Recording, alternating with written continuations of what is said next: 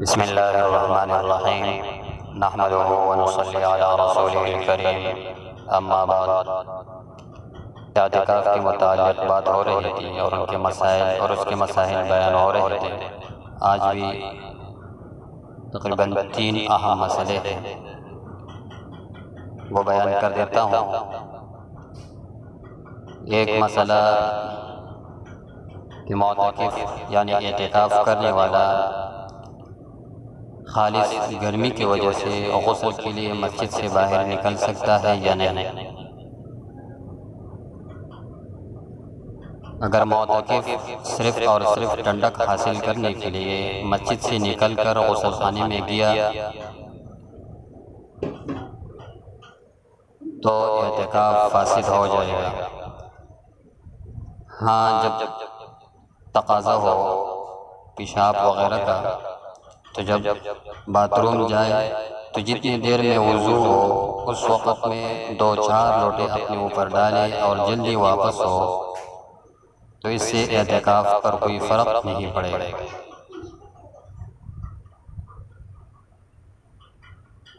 دوسرا اہم مسئلہ کہ دوران اعتکاف معتکف غسل جمعہ کے لیے جو کہ مسنون ہے وہ مسجد سے نکل سکتا ہے یا نہیں۔ مسنون اعتکاف میں غسل جمعہ کے لیے باہر نکلنا جائز نہیں۔ اگر کوئی صرف اور صرف غسل جمعہ کے لیے جو کہ مسنون ہے اس کے لیے مسجد سے نکل گیا تو اعتکاف ٹوٹ جائے گا۔ تاہم جب پیشاب کا تقاضا ہو تو پیشاب کی غرض سے جب مسجد سے نکل گیا تو پیشاب سے فارغ ہو کر غسل خانے میں 2-4 لوٹے بدن پر ڈال لیں۔ جتنی دیر میں وضو ہو اس سے بھی کم وقت میں بدن پر پانی ڈال کر واپس آ جائے تو اعتکاف پر کوئی اثر نہیں پڑے گا۔ اسی طرح تیسرا اور اہم مسئلہ کہ معتکف اعتکاف کرنے والا نفلی وضو کے لیے مسجد سے نکل سکتا ہے یا نہیں۔